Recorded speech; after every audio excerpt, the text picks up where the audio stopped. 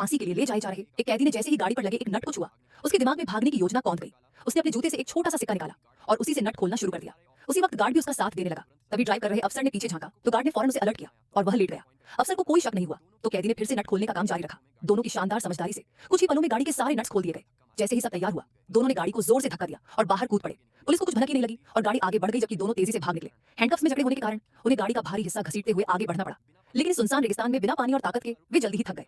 दोनों थोड़ा सुस्ताने ही वाले थे कि गाड़ी का हिस्सा एक पहाड़ी से लुढ़क गया। होश में आते ही उन्होंने देखा कि उनके सामने द्वितीय विश्व युद्ध का एक पुराना विमान पड़ा है। जमीन पर बिखरे पुर्जों को देखकर उन्हें एक नई योजना सूझी। तेज रफ्तार हवाओं का लाभ उठाते हुए उन्होंने उस पुराने विमान के ढांचे को एक सैंड बोट में बदल डाला। उन्हें लगने लगा कि अब वे बच निकलेंगे, लेकिन तभी पुलिस प्रमुख एक सशस्त्र हेलीकॉप्टर में उनका पीछा करता हुआ वहां पहुंच गया। जान बचाने के लिए दोनों ने पास ही की एक गुफा में शरण लेने का निर्णय लिया। अंदर का दृश्य देखकर वे चौंक गए। ये पुराने युद्धकालीन शस्त्रागार की तरह था।